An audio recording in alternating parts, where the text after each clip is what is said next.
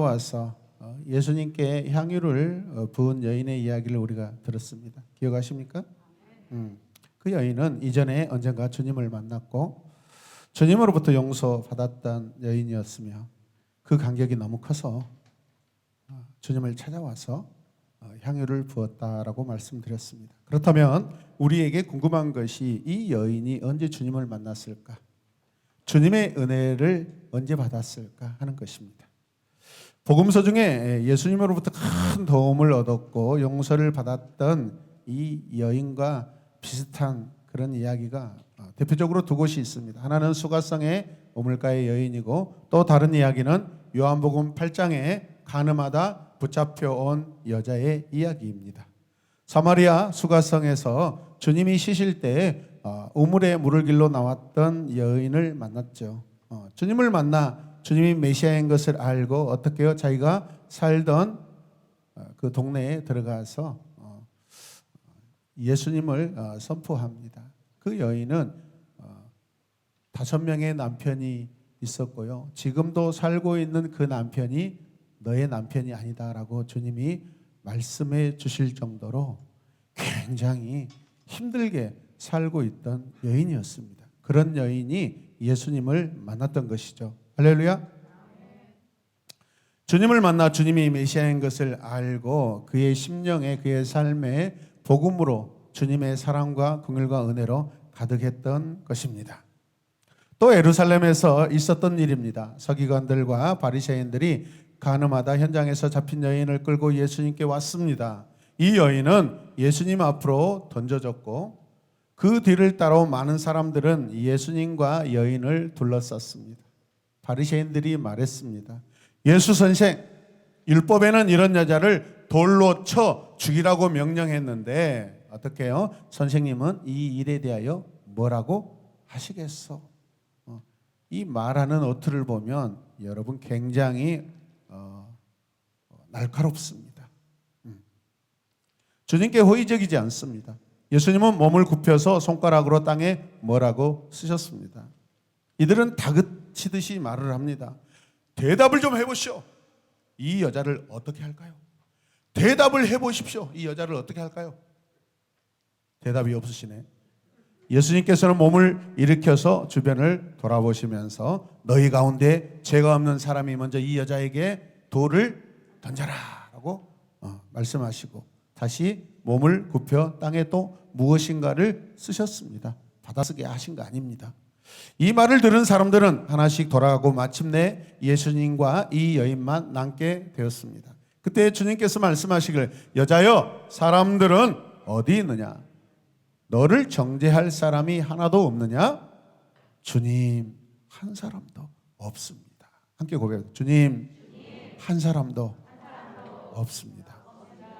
예수께서 말씀하시길 나도 너를 정죄하지 않는다. 가서 이제부터는 다시는 뭐하지 말라? 죄를 짓지 말아라. 그러나 이 여인이 누구인지 그 후에 어떻게 되었는지에 대해서 성경은 침묵하고 있습니다. 예루살렘에서 예수님으로부터 용서를 받은 이 여인은 곧장 시골집에 내려가 지내고 살았습니다. 그동안 자기 과거를 돌아볼 때 창피하기도 하고 부끄러워서 밖을 다닐 수가 없었습니다. 자기는 새 사람이 되었다고 해도 동네 사람들은 아무도 자기를 인정해 주지 않았습니다. 힘들겠죠, 여러분. 오히려 자기를 무시하고 여전히 정죄하고 있었습니다.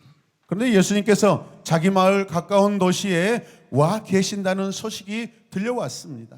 이 소문을 들은 그녀는 예수님을 다시 한번 만나고 싶었습니다. 함께 고백해요. 다시 한번 만나고 싶습니다. 예수님은 자기 형편을 잘 이해해 주시고 자기를 받아주실 것을 믿었기 때문에 그렇습니다. 그리고 고이 간직해 두었던 값비싼 향유 병을 들고 예수님이 계신다는 그 집으로 간 거예요. 그리고 식사 자리에 들어가서 예수님께 향유를 부어드린 것입니다. 이해되십니까? 막달라라는 마을이 나인성에서 가버나움으로 저 위에서 내려오다 이 중간에 있는 동네입니다. 일반적으로 사람들이 생각할 때 예수님의 발에 향유를 부은 여인의 행동을 어떻게 보겠어요? 정상적인 여인으로 볼까요? 부정적인 여인으로 볼까요? 우리가 신앙의 눈으로 보기 때문에 그것이 좋게 보이고 용서가 되지, 사실 말하면 정상적인 생활을 한 여자 같지는 않습니다. 남자들만 모여서 식사하는 자리에 여자 혼자서 뛰쳐 들어갔다든가, 또 남자의 발에 눈물을 뿌리며 머리털로 씻고 발에 입을 맞췄다 한다면 그런 여자를 얌전한 여자로 과연 사람들이 보겠냐 이 말이죠. 이런 행동을 할 수 있는 여자는 굉장히 어떤 여자일까요? 뻔뻔스러운 여자임이 틀림이 없습니다. 보통 여러분이 간이 붙지 않고서는 할 수 없는 행동입니다. 여러분, 그렇다면 이 여인은 과연 또 누구일까요? 누가복음 8장 1절 말씀 함께 보십시다. 그리고 악령과 질병에서 고침을 받은 몇몇 여자들도 어떻게 동행하였는데 7 귀신이 떨어져 나간 누구예요? 막달라라고 하는 마리아와. 우리가 누가복음 7장에 이어서 계속해서 이제 오늘 처음으로 8장에 왔습니다. 이 8장에 예수님께서 복음 전하시는 모습이 나오고 12제자의 이야기가 나옵니다. 그리고 여인들의 이야기가 나오면서 이 막달라 마리아의 이야기가 지금 등장하고 있습니다. 그러니까 막달라 마리아의 이름이 바리새인 시몬의 집의 사건과 연결되어 있어요? 떨어져 있어요? 연결되어 있습니다. 그리고 방금 읽은 우리 이 막달라 마리아를 설명하기 전에 7 귀신이 떨어져 나간, 귀신이 붙어있는 분들이 좀 있는 거 한번 보도록 하겠습니다.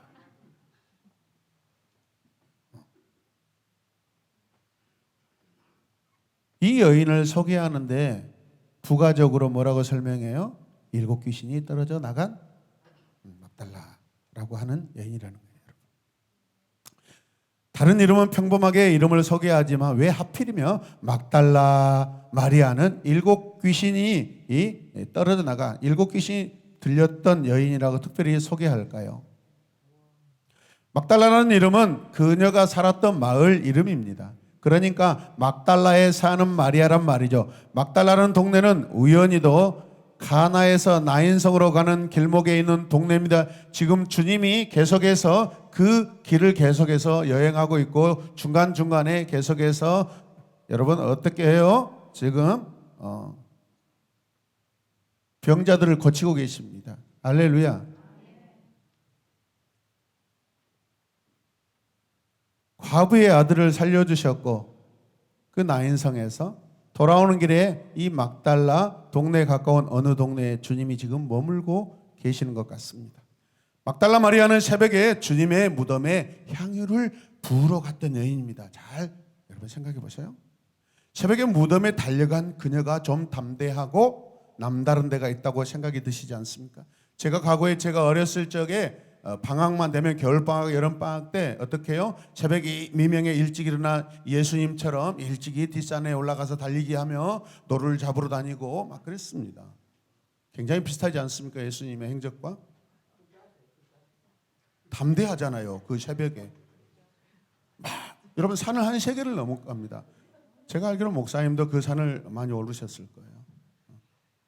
하면은 그 철사줄로 이렇게 덫을 놔가지고 도루가 지나가는 게 목이 들어가서 칙 걸리면은 매 하고 웁니다. 어떤 날은 가면은요 막 울다가 목이 거의 잘릴 정도로 이 목줄이 감겨 있고 어떤 때는 그냥 밤새 성격이 되게 급하거든요. 저처럼 죽어버립니다. 잡아다가 맛있게 먹었습니다.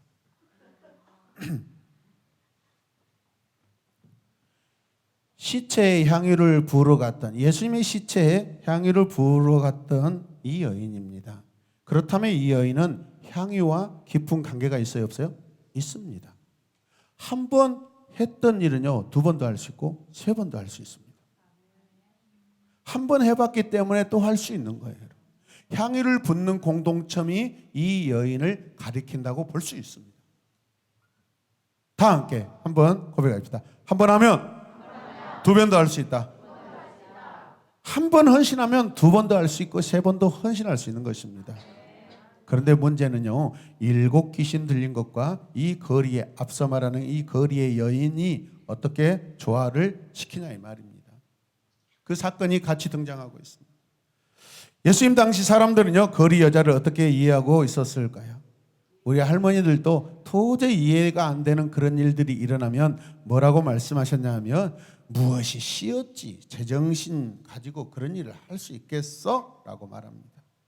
사실 이 음란하고 부정한 생활을 하는 사람들은 악한 귀신이 들렸다고 말했다는 것입니다. 저 어렸을 때 초등학교 국민학교 바로 옆에 마을에 가끔 이야기하지만 우리 여자 동창 어머니인데 너무 불쌍했어요.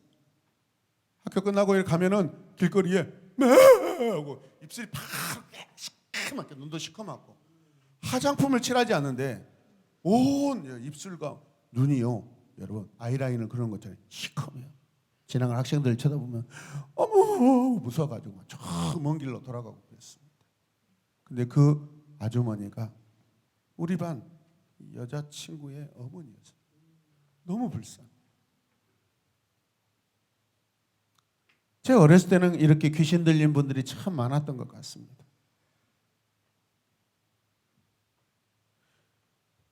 여러분, 이런 부정한 생활하는 사람들을 악한 귀신 들렸다고 말했습니다. 사실 오늘날에도 모든 중독증은요, 사탄의 올무에 걸린 사람들의 특징입니다. 믿으십니까?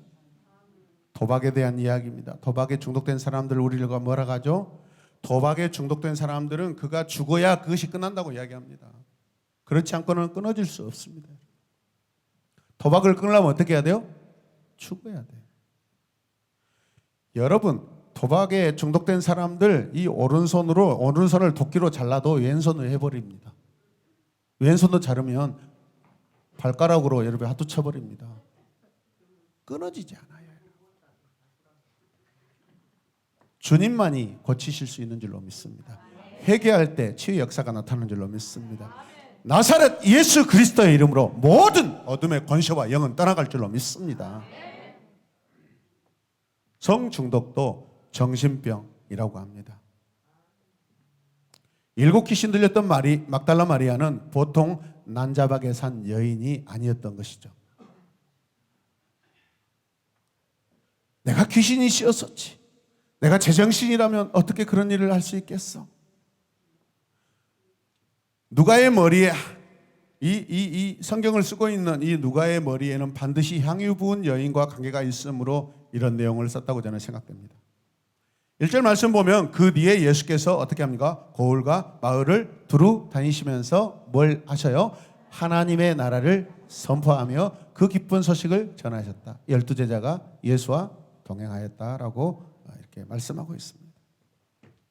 본문에 보면 예수님께서 여러분 성과 마을을 차례대로 두루두루 다니시면서 하나님 나라를 선포하십니다. 여러분, 여기서 선포한다라는 것은 여러분 설교하다라는 그런 의미를 가지고 있습니다.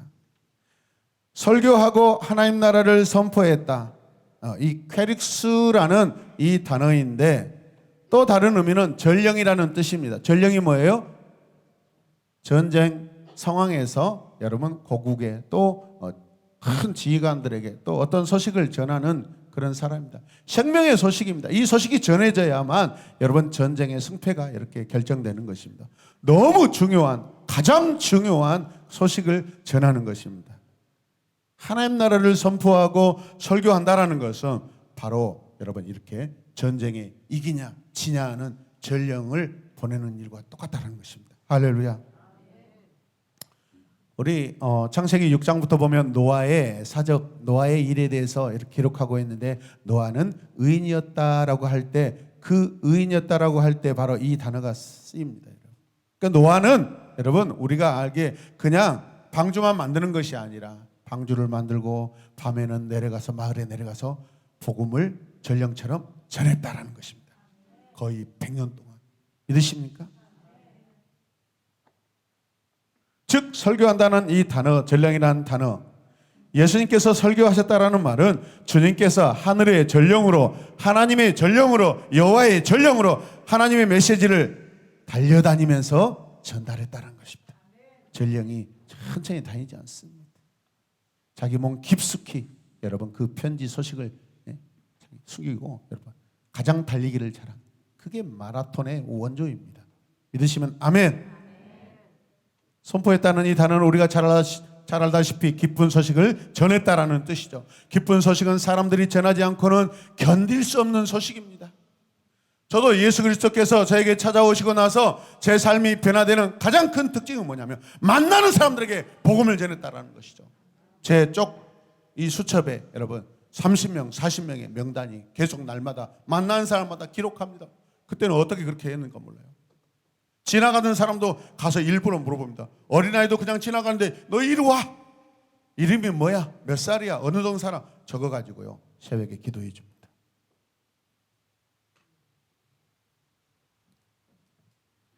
여러분 오늘날 이 시간, 여러분 이 시간이요 내일부터 치매약이 개발됐다라는 소식이 들려오십시오. 어떻게요? 저는 할렐루야 할 것입니다. 이야, 나는 죽을 때까지 그 정말 힘든 그 치매에 그걸 앓지 않고 깨끗하게 살다가 죽겠구나라고. 아멘입니까? 아멘. 치명적으로 낫게 하는 그 약이 개발됐다고 생각해 보십시오. 이거는 기쁜 소식입니다.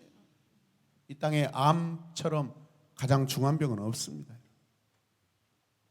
암을 정복할 수 있는 이 명약이 나왔다고 하면 환자들은 아마도 이 그 베드에서 벌떡 일어날 것입니다. 주사 한 병만 맞으면 아주 모든 암이 다 난다고 생각해 보십시오. 우리가 믿는 복음은요 하늘의 기쁜 소식입니다. 생명의 소식입니다. 죽은 자가 벌떡 일어나는 소식인 줄 믿으시길 바랍니다. 죽은 자가 영원히 살고 가난한 자가 부하게 되며 눌린 자가 자유가 주어지며 버림받은 자들이 높임을 받고 존귀함을 받는 그러한 소식입니다. 복음을 전하는 자들은 이 복음이 인생들에게 가장 귀한 것이라는 확신이 있어야 합니다. 오늘 아침 설교도 마찬가지입니다. 하나님 나라 비밀, 겨자씨 비유, 누룩 비유 뭡니까? 우리가 그 하나님 나라 비밀을 기대할 때 우리 안에 그것들이 나타나고 이루어진 줄로 믿습니다. 하나님께 관심 있는 자는 하나님께 사랑받고 은혜 받은 줄로 믿으시길 바랍니다. 예수님의 전도 활동에는 특별히 12제자들이 동행하였습니다. 여기에서 간식 끄는 것들은 여자들의 봉사입니다. 오늘 말씀에도 나왔죠. 이 여인들은 자신들의 재산으로 예수님의 전도 대원을 섬겼던 여자 제자들입니다. 누구라고요? 여자 제자들. 오늘 이곳에 앉아있는 여러분들 다 여자 제자들이 되시길 바랍니다. 아이들도 여자 제자 아니 남자 제자가 되시길 바랍니다. 이 여인들은 자기들의 재산으로 예수님과 함께하는 그 사도들을 섬겼던 사람들. 예수님 당시는 나그네를 대접하는 이 문화가 굉장히 중요했습니다. 그러나 12제자들과 예수님 벌써 어른이 예수님 포함 12 플러스 1 이꼬르 13사람인데 이들을 재워지고 식사를 해결하기는 쉽지 않았을 것입니다. 이 여제자들이 주님을 따라다니면서 집중하세요. 너무 영어에 감동하지 마시고 설교가 중요하지 영어는 기본 아닙니까? 형편이 되는 대로 최선을 다하며 필요한 것을 준비하고 식사 문제를 해결해 줬다고 오늘 우리가 읽은 말씀에 나와 있습니다. 할렐루야. 거기에 13사람 뿐입니까? 자기들도 먹어야 되고 따라온 무리들도 많습니다. 거기에 어린아이들이 있다면 그 어린아이들도 또 나눠줬을 거 아닙니까? 엄청난 자기 희생, 자기 소유를 가지고 선교하는 헌신이 필요했던 것입니다. 이 일을 여제자들이 했다는 거죠. 이 여자들이 했는데 여제자라고 성경은 여러분 판단하고 있습니다. 믿으십니까? 누가복음 8장 3절 같이 읽겠습니다. 그들은 자기들의 재산으로 어떻게 해요? 예수의 이름을 어떻게 합니까? 섬겼다. 할렐루야. 누가 섬겼습니까? 여제자들이. 자기들의 재산으로란 말은 자기들의 소유를 다 팔아서 예수님과 제자들의 뒷받침을 해주었다는 말이 아니고 자기들이 사용할 수 있는 그 한도에서 필요할 때마다 물질로 도왔다라는 것입니다. 교회에서 여자 교인들을 잘 인정해 주시고 존중해 주시길 바랍니다. 아멘. 교회에서 여자 성도들이 교회에 밥만 하는 분들이 아닙니다. 그 밥을 하는 것이 아니라 교회를 섬기고 교회를 세우고 성도들을 섬기는 일입니다. 하나님 나라를 위하는 일입니다. 여러분 밥으로 규정하지 마시길 바랍니다. 그래서 어쩔 때는 제가 미안해가지고 밥 안 먹고 싶을 때가 있어요. 오늘도 묵상하다가 깊이 은혜가 오면 바로 안 먹어버릴 수도 있습니다. 근데 만드신 분들의 성의가 있기 때문에 먹도록 하겠습니다. 우리 교회 집사님들 그렇게 마음 좁지 않습니다. 쫀쫀하지 않습니다. 주님 때부터 여자분들은 역할이 얼마나 컸는지 모릅니다. 바울 사도의 전도 여행에서 가장 큰 몫을 담당했던 분들이 누구예요? 주로 여자들이에요. 여자 크리스천들이었습니다. 할렐루야. 우리 여성 성도들을 축복합니다. 할렐루야. 아멘. 예수님을 도왔던 여자 제자 그룹의 수는 많았으리라고 믿습니다. 그러나 여기에는 특별한 분들을 소개하고 있습니다.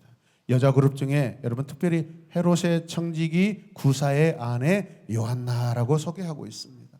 헤롯의 청지기라는 것은요, 청지기가 뭐죠? 돈과 관련이 있는 것입니다. 재정부장이에요. 재정부장. 재정을 담당하는 관리를 말하는데 상당한 지위에 있는 사람의 아내였습니다. 황제의 재정을 맡았다. 그 남편의 아내가 예수의 제자가 되어 있습니다. 예수님 복음, 하나님 나라 복음은요, 여러분 신분을 고아를 막론하고 다 들어간 줄로 믿습니다. 요한나가 아마도 주님을 통하여 병고침을 받고 그 은혜가 감사해서 주의 일을 도왔으리라고 생각됩니다. 이 요한나는 부활주일 새벽에 주님의 무덤으로 갔었습니다. 이렇게 보면 이분들은 지금부터 시작해서 주님께서 십자가에 달리실 때까지, 그리고 그 이후에 여러분 무덤에 계셨던 그 예수님께 계속해서 가까이 있었던 여인들입니다. 또 수산나란 여인이 소개되고 있죠. 오늘 본문에 자세히 보면 여자 제자 중에 맨 먼저 또 기록된 이는 막달라 마리아입니다. 막달라 마리아. 저는 복음서를 읽을 때마다 여인들의 이름이 많이 등장하는데 그 여인 중에서 막달라 마리아가 항상 먼저 나옵니다. 항상 먼저 나온다라는 것은 어때요? 성경이 굉장히 중요하게 여기고 있다라는 것입니다. 제정신이 아니었던 여인, 모든 사람들이 가까이 하기를 꺼렸던 여인이 어떻게 예수님의 여자 제자들 중에 첫 번째 제자가 되었는가 하는 점입니다. 이런 여자들의 대부분은 죄책감과 수치심으로 살아가죠. 그런데 막달라 마리아에게서 전혀 그런 모습이 보이지 않고 있습니다. 또 교회에서도 그런 눈으로 바라본 사람이 없습니다. 어떻게 그렇게 될 수 있을까요? 우리 교회에 이런 여인이 있다면 예수님의 시각으로 과연 바라볼 수 있을까요? 그 집에 이 여인이 찾아왔을 때 주님은 여러 사람들 앞에서 이 여인의 죄를 사면해 주셨고 구원을 선언해 주셨습니다. 주님께서 공개적으로 이 여인이 이제는 새로운 사람이라고 선언해 주신 것입니다. 내가 죄인이 아니다라고 선언했으니까 당신들 이 여인에게 죄인이라고 정죄하지 마시오라는 뜻입니다. 그래서 용기를 가지고 떳떳하게 지금 찾아온 것입니다. 아직은 좀 부끄럽긴 하여도 예수님이 인정해 주셨다는 점에서 이 여인은 머리를 들고 활동을 하기 시작합니다. 처음에는 예수님의 발에 향유를 부었지만 이제는 그의 인생을 주님께 드리고 복음 전도 현장에 다니면서, 여러분 오른쪽에는 솥단지, 왼쪽에는 냄비를 가지고 다니면서 막 밥을 하고 막 그렇습니다. 쉽게 생각하면 이런 차원에서 볼 때 주님의 일을 하는 것은 구원의 간격으로 하는 것입니다. 우리의 실력으로 하는 것이 아닙니다. 누구에게 보이려고 하는 것이 아닙니다. 인정받으려고 하는 것이 아닙니다. 그냥 주님이 좋아서 내 구원의 간격이 커서 하는 것입니다. 여러분 오해하지 마십시오. 제가 우리 청소년 사역 예배 인도할 때마다 소리를 크게 지르는 것은 제 목소리를 잘났다고 자랑하는 것이 아니라 제 안에 십자가의 구원의 간격이 크기 때문에 그렇게 하는 줄로 믿으시길 바랍니다. 제발 오해 안 했으면 좋겠어요. 여러분 제발 저를 믿어주세요. 이 사람을. 여러분 주님은 사람을 변화시키시는 분입니다. 아멘. 이것도 은혜입니다. 또 새롭게 인생을 살아갈 수 있는 힘을 주시는 분이 주님이십니다. 그렇기 때문에 아멘. 절망과 좌절해서 죽을 수밖에 없었던 분들이 주님을 만나고 어떻게 해요?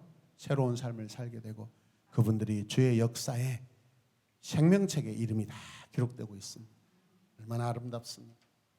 제 앞에 앉아 계신 여러분들이 복음 안에서 아름다운 분이심을 믿습니다. 막달라 마리아는 잘난 척하는 자들에게 거절당하고 이기적 목적만을 탐하는 자들에게 짓밟힌 여인이었습니다. 마리아는 자기 증오로 가득 차 있었고 남들을 두려워하여 살았을 것을 의심할 여지가 없습니다. 얼마나 그 안에 분노가 강하게 있었어요. 남자들에 대한 분노, 편견 얼마나 여러분 강했겠습니까? 자기를 향하여 손가락질하는 사람들을 얼마나 속으로 욕을 해대고 증오를 퍼부었겠습니까? 그의 미래는 분명 막혀 있었습니다. 그러한 그녀가 주님을 만났습니다. 주님의 사랑의 힘으로 그녀는 다시 살아난 것입니다. 이제는 주님을 위하여 무엇을 할까 생각하면서 열심히 주님 곁에서 일했습니다. 결단했습니다. 찾아왔습니다. 그랬더니 거리의 여인이 이제는 여제자 가운데 첫 번째 여자 제자가 되었습니다. 성경을 읽는 모든 크리스찬이 그녀를 칭찬합니다. 막달라 마리아. 하늘나라에서 가장 영광스러운 자리를 차지했으리라고 믿습니다. 이것은 주님만이 일으킬 수 있는 기적입니다. 우리 인생은 주님을 만나면 완전히 바뀌는 기적을 경험하게 됩니다. 제가 주님을 만나지 않았다면 아마 알코올 중독자, 여러 가지 중독자가 되었을 것입니다. 저는 주님을 온전히 만나기 전에 저희 큰형님의 영향을 받아서 명당짜리 딱 보면 압니다. 저 산에 지나가다가 출장 다니다. 어우, 명당짜리다. 영락없이 거기에 무덤이 있습니다. 배산임수라는 말이 있습니다. 등 뒤에 산이 있고 앞에 물이 흐르면 거기에 여러분 무덤을 쓰면 그 후손들이 잘 된다는 그 명당짜리. 그런데 관심이 많았습니다. 저 역시도 예수님을 믿고 그리고 그때 당시에 번호판이 이 뭐죠? 5글자였는데 보면은 막 직고땡 세 끝이다, 5끝이다, 6끝이다 탁탁 떨어지는 거야. 장땡이네. 어떻게 계산을 그렇게 잘하는지 모릅니다. 그런 것들이 다 지나가고 사라지고 주님을 생각만 하고 전국을 돌아다니면 산마을에 거리에 십자가가 보이면 와 교회다, 와 교회다, 와 교회다. 교회만 제 눈에 들어왔습니다. 할렐루야. 관점이 바뀌는 것입니다. 생각이 바뀌는 것입니다. 바울 사도는 매력 있는 성품을 갖는 비결을 말해주고 있습니다. 성도가 가져야 될 매력 있는 성품, 그것이 무엇입니까? 함께 읽겠습니다. 뒤의 것은 잊어버리고 예수 안에서 하나님이 위에서 부르신 부름의 상만 바라보고 계속해서 쫓아가노라. 할렐루야. 부끄럽고 어두운 과거를 잊어버리고 하나님 안에서 행복된 생각들이 우리 마음을 뚫고 지나가도록 합시다. 죄책감을 느끼고는 하나님의 일을 할 수가 없습니다. 할렐루야. 그리고 행복한 표정을 여러분의 얼굴에 머물도록 하십시오.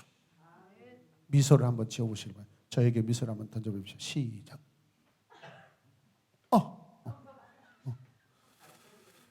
하나님께서 여러분을 사랑하시고 위에서 경기를 잘하도록 격려하고 계십니다. 그리고 열심히 앞만 보고 달려가시길 바랍니다.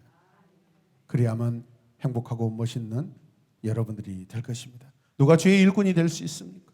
주님은 어떤 사람을 쓰십니까? 풍성하고 단단한 믿음의 모습으로 주를 위해 달려가는 자들입니다. 구원의 감격이 넘치는 자들입니다. 여러분 서울대학교 나오고 연고대 나왔다고 해서 똑똑하다고 하버드대 나왔다고 해서 여러분 하나님의 일에 쓰임받는 게 아닙니다. 주님을 만난 감격이 여러분 항상 부글부글 끓고 있는 자를 하나님이 사용하십니다. 믿습니까? 어떤 분도 우리 교회를 나와서 변화되고 그리스도의 거룩한 헌신자로 살게 되도록 우리 교회는 모든 사람을 여러분 받아들이고 포용하고 격려하는 교회가 되도록 우리 함께 힘씁시다. 그렇게 되기를 소망합니다. 그런 여러분들을 예수님의 이름으로 축복합니다. 예수님의 이름으로 우리 모든 성도님들을 축복합니다. 기도하겠습니다. 하나님 감사합니다. 부끄럽던 과거를 넘어서게 하신 그 은혜에 감사합니다.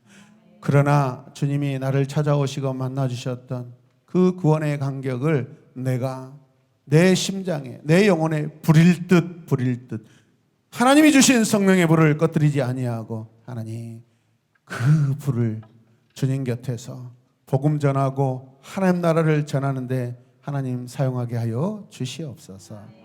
주님 감사합니다. 연약하고 부족하고 나약한 저희들을 하나님 나라 자녀로 불러주셔서 감사합니다. 눈에 보이지 아니한 그 하나님 나라, 하나님이 주인 되시고 하나님이 통치하시고 하나님의 백성들이 기뻐 춤추며 나오는 줄로 믿습니다. 은혜 내려 주시옵소서. 죄책감을 가지고 살지 않게 하여 주시고 오늘 이 여인들처럼 주님을 위하여 살게 하여 주시옵소서. 감사드리며 예수님의 이름으로 기도드립니다. 아멘. 할렐루야.